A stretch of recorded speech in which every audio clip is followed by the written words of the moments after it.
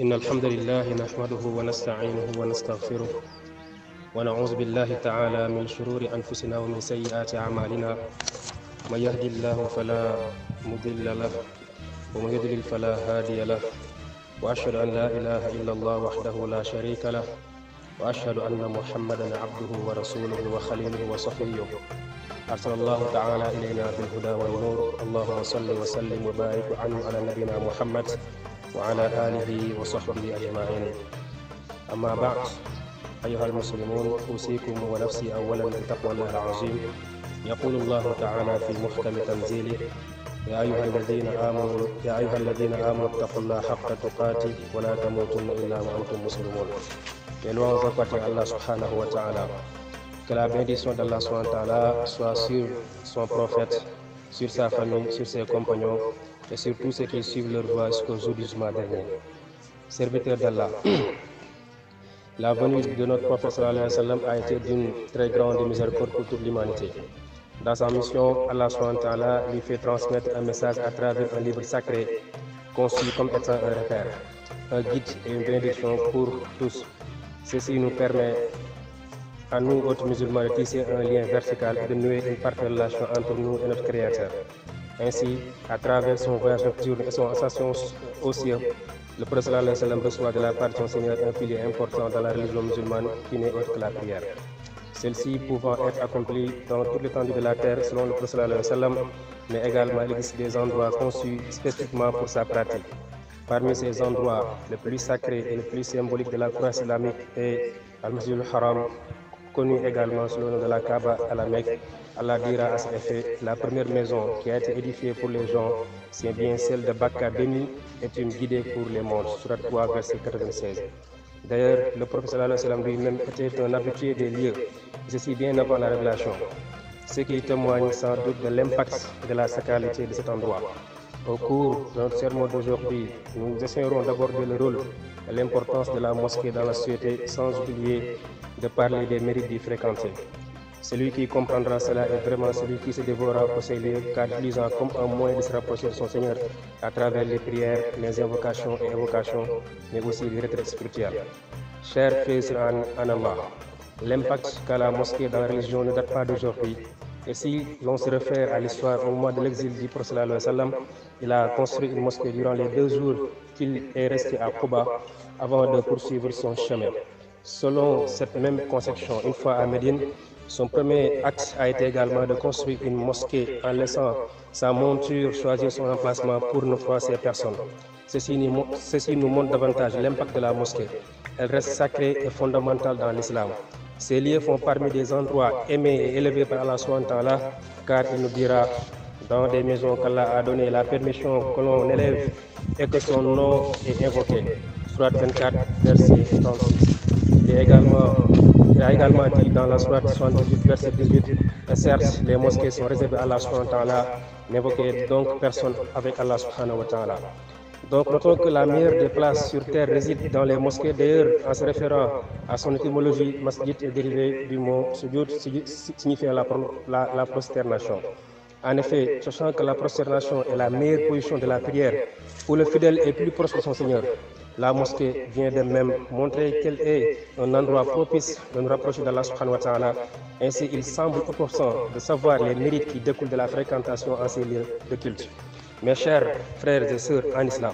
cette mosquée en question est d'une importance capitale dans la mesure où la fréquenter a des mérites très estimés. Ceux qui la fréquentent ressentent les saveurs et les délices de la foi.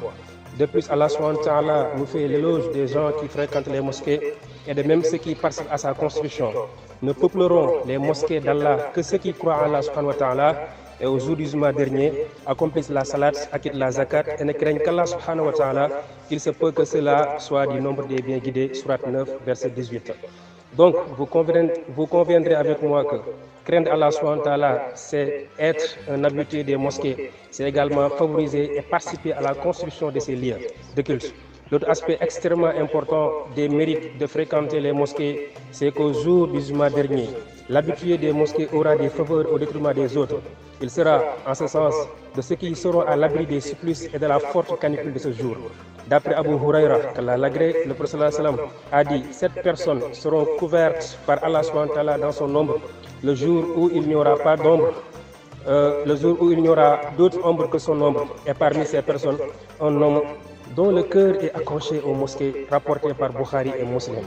En vérité, il fait partie des caractères d'un bon musulman de s'atteler dans tout ce qui concerne directement ou indirectement la mosquée, car étant un symbole d'Allah subhanahu wa ta'ala sur terre et par conséquent représentant un signe de piété. D'où c'est dire quiconque exalte les injonctions d'Allah subhanahu wa ta'ala s'inspire en effet de la piété des cœurs, surat 22, verset 37. De même, Allah a également décrit dans le Coran les hommes qui ne se laissent pas distraire quand ils entendent l'appel d'Allah subhanahu wa ta'ala. Il dira des hommes que ni le négoce ni le troc ne distrait de l'invocation d'Allah subhanahu wa ta'ala, de l'accomplissement de la salat et de l'acquittement de la zakat, surat 25, verset 37. En somme, au vu de tous ces bienfaits qui émanent de la fréquentation des mosquées, le fidèle doit savoir prendre ses dispositions, organiser plus son temps pour les passer parfois dans ces lieux et ainsi être à des degrés élevés et de piété. Chers musulmans, nous sommes tous témoins de cette place importante que devrait occuper la mosquée dans nos vies de tous les jours. Partant de là, il serait essentiel de savoir que le principal rôle de la mosquée est d'éduquer les hommes, de les façonner et de les forger dans le bien, de leur apporter quiétude dans leur vie. Parmi les effets qui en résultent, nous avons la prière qui d'abord nous évite de faire le mal et le blâmable. Donc toujours dans l'optique de créer un type de musulman irréprochable. La mosquée devient plus qu'un lieu de culte, mais c'est également un endroit où se tiennent des discours moralisateurs qui éveillent et conscientisent les musulmans à travers les sermons de vendredi. La mosquée doit être un pôle social car elle sert de lieu de rencontre et d'échanges sociaux, mais surtout elle permet de prendre en charge les cas sociaux. La mosquée nous éduque et nous apprend la bonne conduite à tenir dans la vie. Par ailleurs, la mosquée doit servir de lieu où l'on étale les tares de la société pour ressortir des solutions pouvant servir tout le monde. En effet, le rôle de la mosquée va au-delà des prières mortuaires ou de nouer des unions, mais avant tout, elle est le reflet de la globalité de l'islam.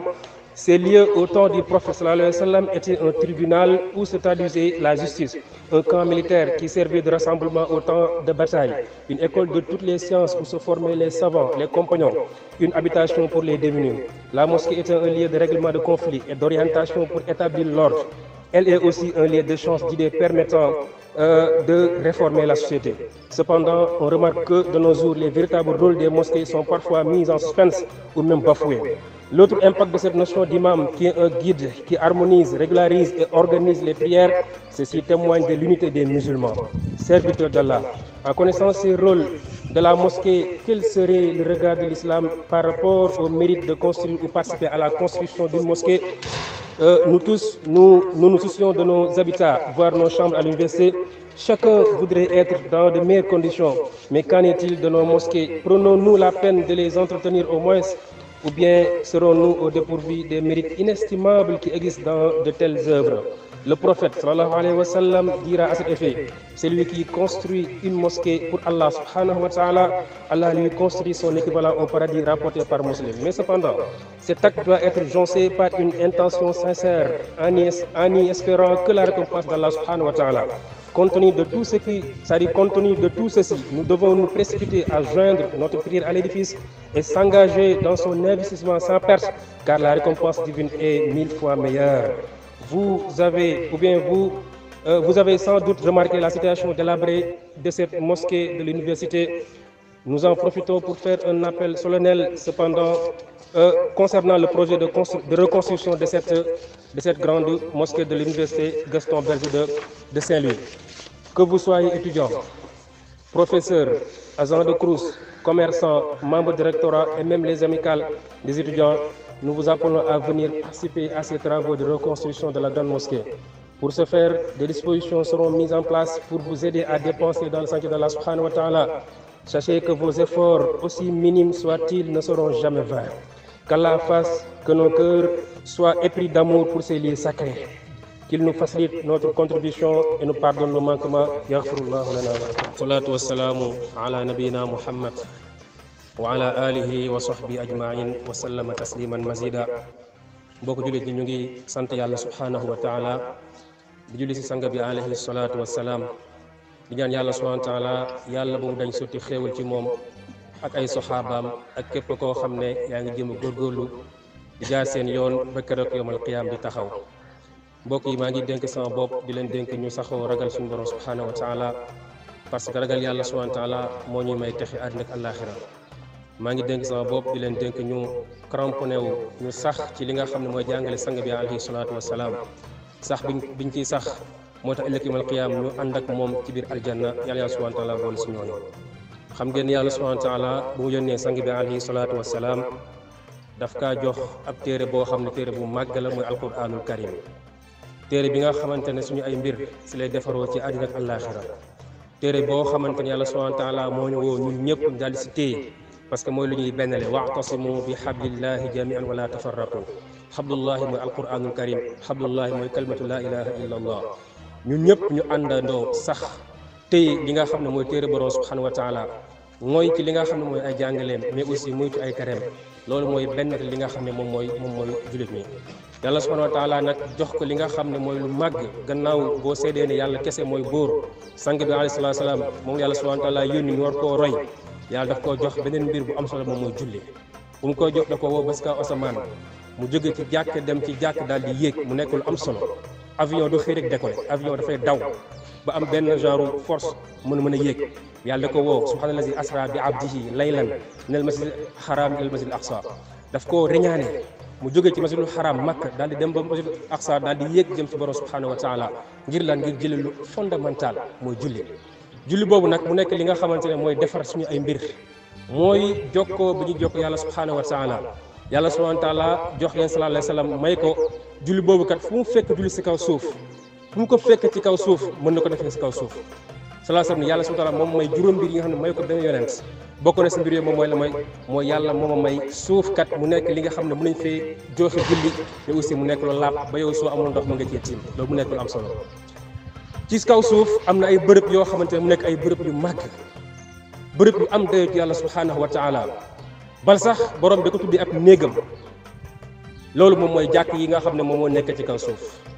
yàlla ne si alquran wa anna al masajida lillah fala tad'u ma allahi ahadan. jàkka yi day moom mooy néegu yàlla subhanahu wa taala wala jàkk yàlla subhanahu wa taala moo ko moom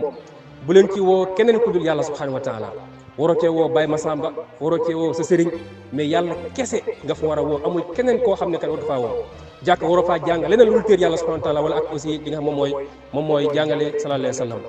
mu nekk mbir boo xamante ne nag mu nekk bërëb bu yàlla subhanahu wa taala jox dëggantaan ay day yu rëy rëy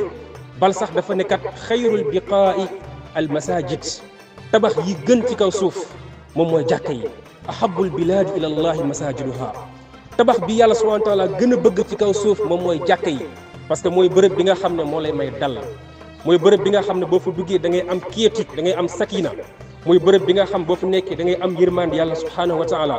mooy bërëb bi nga xamante ne nii boo jaaxlee boo jaaxee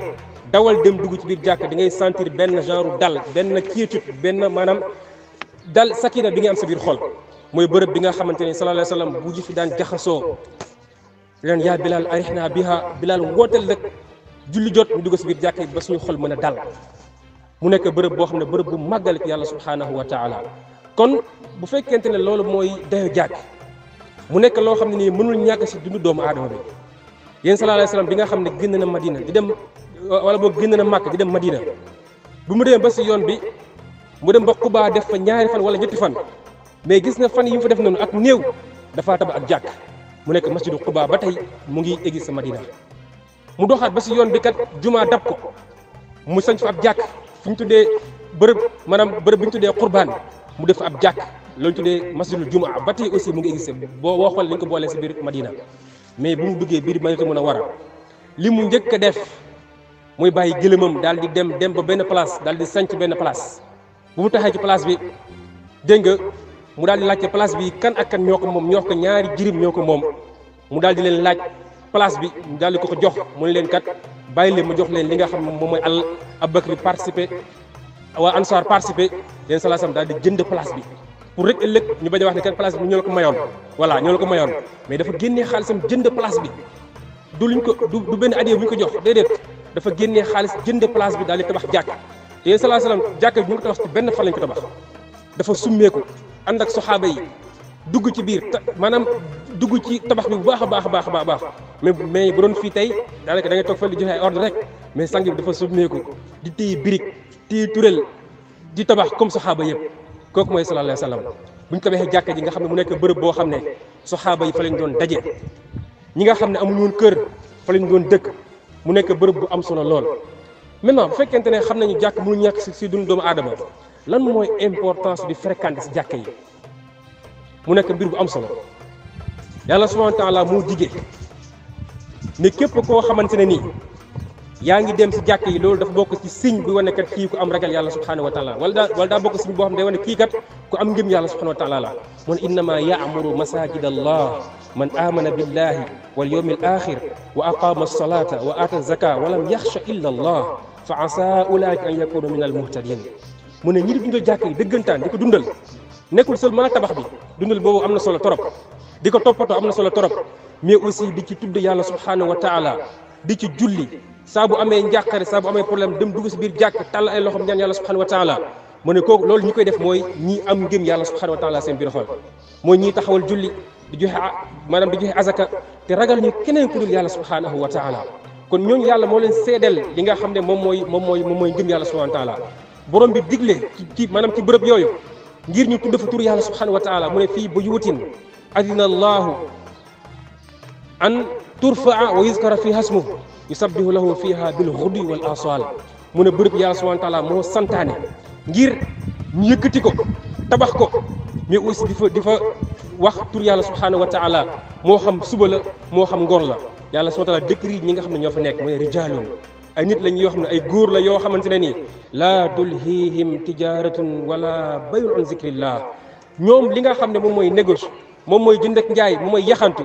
du mës a dox seen diggante ak li nga xam ne moom mooy tudd yàlla subhanahu wa taala du mës a dox seen diggante ak li nga xam ne moom mooy dem si jàkka yi yaa ngi dégg ñooñu dañoo jël seen lépp wékk ko ci yàlla subhanahu wa taala kon da ngay gis ne bërëb yooyu ñi fay dem ñi fay fréquenté mooy ñi nga xam ne ñoo am ngëm yàlla subhanahu wa taala sang bi wax na ci benn xadis boo xam ne donte ko jam nañ ko mu ne iza ra'aytum rajula ya'tadul masajid fashhadu lahu bil iman boo leen gisee benn waay muy jàbbante si jàkka yi à chaque fois bu ñu noddee mu bàyyi lépp lu muy def dem si jàkka yi mooy na ngeen seede ne kii kat ku am ngëm yàlla donte ko yenn borom xam ne dañoo jam xadis bi waaye maana xadis bi wér na mooy képp koo gis koo xam ne nii kat saa bu julli jotee rek day bàyyi li muy def yëpp dem si jàkka yi julli ji waxuñu seen néeg de suñu néeg de déedéet mais day bàyyi lépp lu ñu def dem si jàkka yi julli ji mu nekkat na ngeen seede ne kii day ku am ngëm yàlla parce que ngëm yàlla moo lay poussé mooy li nga xam ne moo lay poussé ba bu ñu noddee loo mënta jàpp lu mu am solo nga bàyyi ko moo tax jumaa bi aussi ngëm yàlla muñ fa andi yaa ayyuhal lazina amanu gis nga yaa ayyuhal lazina amanu yéen ñuy gëm yàlla ida nuudiya li solaati min yawmil jumuati fas'aw ila zikrillahi wa zarul bay' yàlla ne bu ñu noddee woote julli jumaa na ngeen bàyyi lépp li ngeen dem def boutique yi nañu tëj UFR bi nañu wàcc boo nekkee ci kaw safo na nga wàcc bu dee maçon nga bu dee tailleur nga lépp loo yoroon na nga ko bàyyi dem sangu préparé ñëw si fi nga xam mooy ci néegu yàlla subhanahu wa taala joxe li nga xam ne moom mooy farata bi kon loolu mu nekk lu jar a bàyyi xel beneen bi aussi mooy képp kuy fréquenté jàkk yàlla subhanahu wa taala moo lay préparé benn kër ci aljanna moo lay préparé wàccuwaay bu mag si aljanna sanga bi def maanaam si benn xadis mu ne kat man gada ila al masjid aw raaha aadda allahu lahu fil jannati nuzulan kullama gada aw raah rawahu imam muslim mu ne képp comme da ngay xëy dem si jàkk fajar doo nelaw ba 8 heures jot nga dem UFR mais bu ñu noddee fajar bi jóg dem jàkk ja ngoon nga góotu dem jàkka ja mun yàlla moo lay préparé ak wàccuwaay si aljanna saa boo xëyee ak saa bu wàccee yàlla subhanahu wa taala moo lay préparé ak wàccuwaay si aljanna beneen bi aussi bokk na si importance mooy sang bi nee na képp koo xamante ne da ngaa jàpp di dem si jàkka yi jàpp bu set bu jaar yoon mu ne jéego boo seexi rek yàlla subhanahu wa taala moo lay effacer benn bàkkaar yëkkati la benn daraja loolu la moo la ko may est-ce que dem UFR déedéet est-ce que dem marché déedéet est-ce que dem resto déedéet mais dem jàkka ja la wax képp ku jàpp di dem jàkka ja jéego boo séexi rek yàlla subhanahu wa taala moo lay effacer benn bàkkaar mais aussi moo lay yëkkatil benn daraja loolu mu nekk loo xam ne kat lu jar a bàyyi xel la beneen bi aussi sallallahu alayhi wasallam day wax ne benn xadis mu ne kat xanaa du ma leen digal li nga xam ne moom la yàlla subhanahu wa taala di effacer bàkkaar yi di yëkkati ay daraja saxaaba yi ne ko balaa ya rasulallah aha kay dañoo bëggoon yiw loolu saxaaba yi ñu ne ko aha kay yow ki yàlla yónni mu ne kat moom mooy lan mooy daal di bari lool ay jéego dem si jàkka yi waaye aussi moom mooy di xaar julli intizaaru sola ila sola di xaar julli boo jullee tisbaar di xaar takkusaan jot bu jullee timis di xaar géege jot mu ne kooku kat yàlla subhanahu wa taala moo ko effacé ay bàkkaaram mais aussi moo ko yëkkati ay daraja yu kawee kawe mbokk jullit ñi daanaka boo xoolee mbir yi yëpp da ngay gis ne fréquenter jàkk dafa nekk lu am solo mu nekk loo xam ne nii c'est pas à négliger tey boo xoolee ñun ñëpp ak lu ñu sàggan xam nañ ne dañu war a ñëw julli ji àjjuma mais ni ñu xamee ni maanaam ñun dañoo ñëw julli àjjuma mais buñ ko xamee woon noonu si julli juróomi yàlla xam na ne jàkk dina am effet bu rëy bu mu def si ñoom mais ñu bëri si ñun tey étudiant am na ñoo xam ne yàlla xam na ne duñ sax julli sax duñ ko def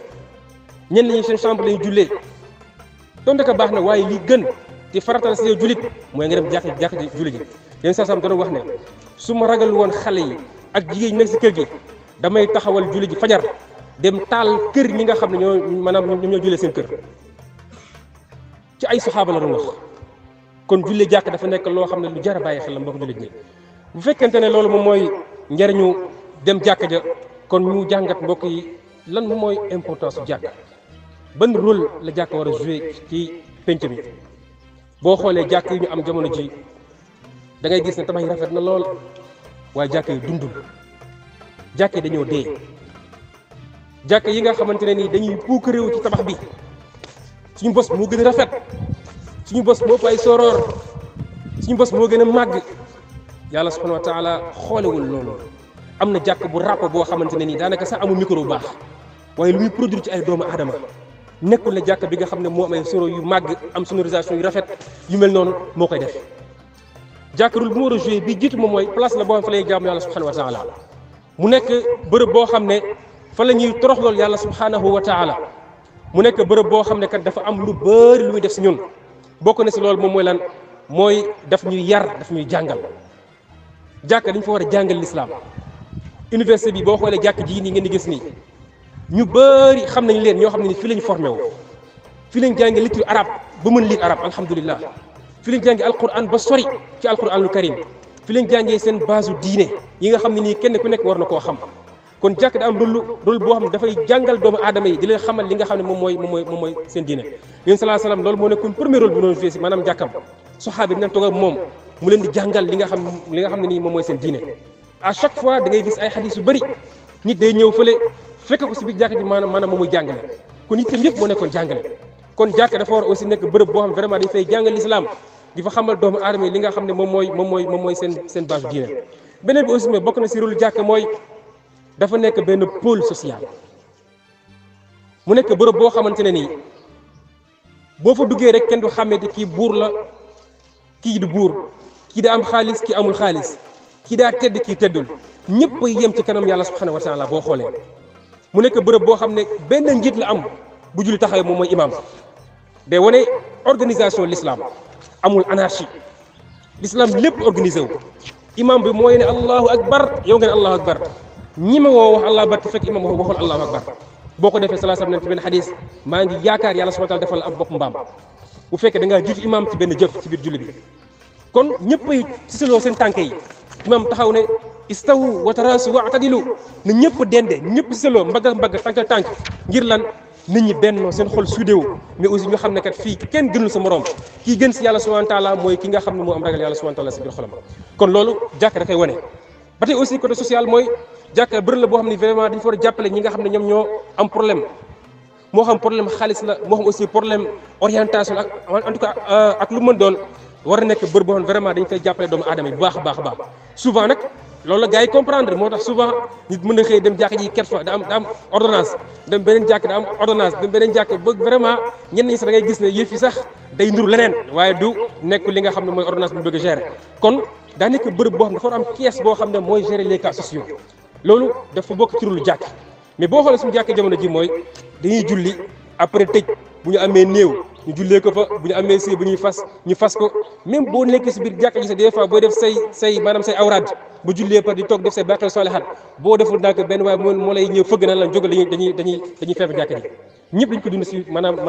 suñu ay jàkk koñ kon dañuy si jàkk loolu juróolam jàkk dans les CNTP sax kenn waru koo tëj dañu ko war a bàyyi nit ñi di maanaam di dugg di julli parce que rôle bu muy joué dafa màgg lool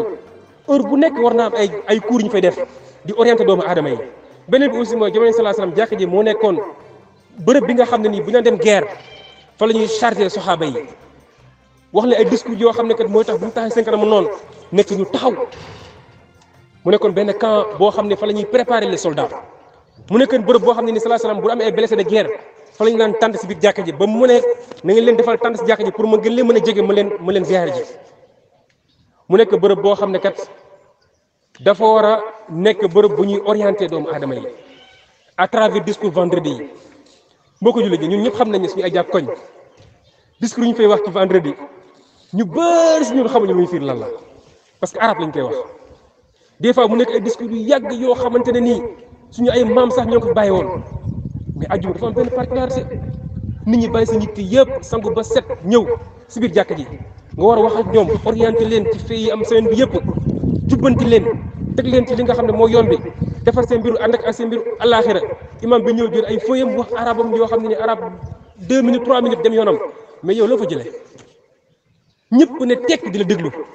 orienté leen wax leen loo xam ne moom maanaam moo ma jëriñ seen mbiru àddina ak mbiru àllaaxira boo xoolee loolu peut être am na fi ñu ko basé wu boo xoolee masba imam Malik bal sax du imam Malik si boppam mais ñi nga xam ñoo si ginnaawam la ñoo jàpp ne xutba ajjuma kenn waru koo def ci lu dul arab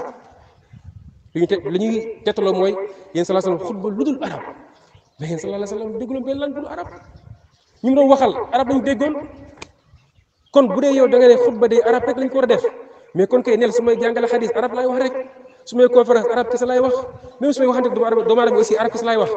mais xutba dafa am jubluwaay boo xoolee yeneen mazahib yëpp imam Shafi Ahmad ñëpp d'accord nañ ne xutba mën nañ ko def langue bu nit ñi mën a dégg moo tax fii ñu def français ak olof parce que am na ñoo xam tey dégguñu wolof bu ñuy wax français lañu dégg ñëpp mën see jariñoo bu ñu woon fi arab amaana ñu bëri ñoom duñu xam lan mooy xutba bi langue bu fekkente ne langue boobu ñëpp a ko dégg mën nañ fi def xutba yi pour nit ñi mën see jariñoo loolu vraiment mu nekk loo xam ne kat benn mbir bu tasaaru la te war nañ cee bàyyi xel bu baax a baax a baax kon jumaa dafa nekk bërëb boo xam vraiment maanaam dañu far orienté doomu aadama yi problème yi am ci jamono bi yëpp ñu fay maanaam ñu fay wax ngir nit ñi mën a tegu ci li nga xam moom mooy yoon bi nga xam ne mooy yoon yàlla subhanahu wa taala te aussi du bërëb bu ñu defee politique des fois ci yenn feet ngay gis suñu jumaa yi ci kanam président ngay wax lu ko neex ci kaw minbar subhanallah kooku da nga ko waroon orienté waat dénk ko ragal yàlla subhanahu wa taala xamal kan réew bi nga yor nii day ëllëg yawmal qiyaam di nga taxaw sa kanam borom subhanahu wa taala ñu laaj la yow ni nga géré réew mi ngay taxaw ci kaw minbar di wax lu neex imam maanaam di wax lu neex président kooku mooy xamoo rôle imam xamoo yow responsabilité bu diis bi yàlla subhanahu wa taala teg sa ndodd ëllëg yawmal qiyaam da lay laaj li nga xam ne moom mooy imam bi nga xam ne yow da nga ko yoroon loolu aussi mu nekk loo xam ne lu jar a bàyyi xel la mbokk yi jàkk dafa nekk bërëb boo xam ne fi wane maanaam jullit dañu war a bennoo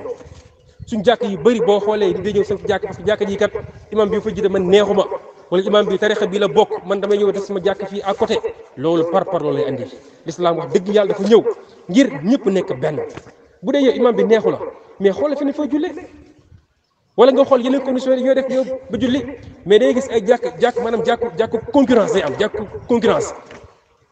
jàkk ji day imam bi yu fa jiite nii la mel jàkk ji le imam bi nii la mel man fii laa far man far ma fële loolu boo xoolee l'islam loolu tax ko jox wax dëgg yàlla kon ñoo xam ne mbokk jullit ñi jàkk dafa nekk bërëb boo xam ne bërëb bu màggal ci yàlla subhanahu wa taala dafa war a boole doomu aadama war leen taxalee benn noonu yàlla day wax ne benn tubaab mu ne ma zalal muslimuuna fii quwwatin ma daama maahum almasjid wal quran mun jullit ñoom duñ dañ mukk di nekk ci force di am doole tant que ñu ngi am ñaari mbir yi jàkk yi ak alquran tant que jàkk mu ngi sax seen biir xol ñu fay fréquenté di julli ji tant que alquran ñu ngi koy pratiquer di ko appliquer seen mbiru ànd ak mbiru àllaaxira da ngay gis ne kat ñoom force la ñuy am à chaque fois mais ñu am faiblesse mais tey boo xoolee li waral tey ñu am faiblesse mooy dañoo sori alquran dañoo sori jàkk yi aussi te imam yi nga xam ne ñu war orienté wuñu boo xoolee suñu ay koñ wax dëgg yàlla souvent loolu dañuy métti ñëpp da ngay soxla ajjuma ñu orienté waat la tegat la ci yoon bi mais xutba yoo xamante ne xutba 1 minute xutba 2 minutes bal sax ki koy wax dëgg yàlla arab bi wax arab bi daanaka da ngay gis ne arab bi mu ngi noonu parce que yàlla xam doy na donc loolu du rulu jàkk loolu nekk rulu jàkk dafa nekk bërëb boo xam ne mbokk jullit ñi daanaka li mu war a joué ci suite dafa bëri lool day wane globalité l'islam day wane l'islam dafa global fànn bu nekk rek jàkk war na faa taxawee li nga xam ne moom mooy doomu aadama yi kon loolu mu nekk lu jar a bàyyi xel beneen bi aussi mooy ñoo xam ne am na mérite bu rëy ci tabax jàkk mérite bu rëy ci participer ci tabaxu jàkk mbokk yi ñëpp xam nañ ne bërëb bi ñuy gis nii ñu bëri ñun fi lañ ko fekk mu yàgg defar ay doomu aadama mu yàgg tabax étudiant type étudiant modèle xam seen diine bu baax a baax a baax ba génn campus nekk ay nit ñoo xam ne vraiment l'islam moo leen tabax jàkka ji bokk na ci. mu nekk aussi bërëb boo xam ne occasion yu mel ni ajjuma nga xam ne suñuy profité bépp problème bu am ci université bi nit ñi wax ci orienté waat bërëb bi mu ngi koy joué waaye gis nañu jamono ji dafa nekk situation bu doy waar. mu nekk situation boobu ne vraiment kenn ku nekk mu ngi mettre sa biir xol amaana waxoo ko mais bëgg nga aussi mu changé ñun ñëpp ñu ngi toppatoo suñu ay chambre alhamdulilah lu am solo la. kenn ku nekk aussi bëgg nga am kër sa biir dund bëgg nga am kër boo moom mais mu wax leen benn mbir mooy képp koo xam ne bëgg nga am kër sa aljanna na nga participer ci tabaxu jàkk wala nga tabax jàkk. sang bi doon benn xadis kat képp ku tabax ab jàkk boo xam ne nga ko tabax ngir yàlla subhanahu wa taala kese tax wala si yow nga participer ci tabaxu jàkk mun yàlla subhanahu wa taala mooy tabaxal kër sa aljanna. beneen xadis day wax ne kat képp ku tabax ab jàkk seen tuuti lu dul fay yàlla subhanahu wa taala du ngistal du déggantal mun yàlla subhanahu wa taala moo lay tabaxal kër ci aljanna. beneen xadis day wax ne képp ku tabax ab jàkk moo xam dafa toll sa benn tàggu picc maanaam nii d'oiseau lu mu ndaw mun yàlla subhanahu wa taala mooy tabaxal lu tollool sa aljanna. mbokk yi wa ma tuqaddimu min anfusikum wa ma tuqaddimu li anfusikum min xayrin tajiduhu inda allah lépp loo leen dépensé yàlla subhanahu wa taala du ko réeral mukk ëllëg yawmal qiyaama boo demee di nga fekk ci kanam yàlla subhanahu wa taala. donc mbokk yi nañu góorgóorlu baax ci bërëb bi lu ci waay am moo xam étudiant nga moo xam yaa ngi course di liggéey moo xam commerçant nga moo xam yaa ngi bokk ci coordination yeeg wala ci commission yeeg wala association ressortissants yi ak foo mën ci nekk rek ñu ngi lay woo nga participer ci liggéey jàkk ji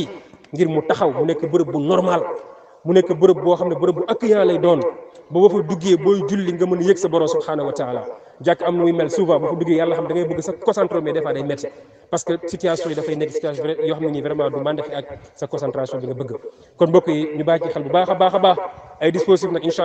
allah dañ ko teg pour képp ku bëgg a participer jàkk ji rek nga def ko parce que boo ko defee kat ngir yow dong la du pour keneen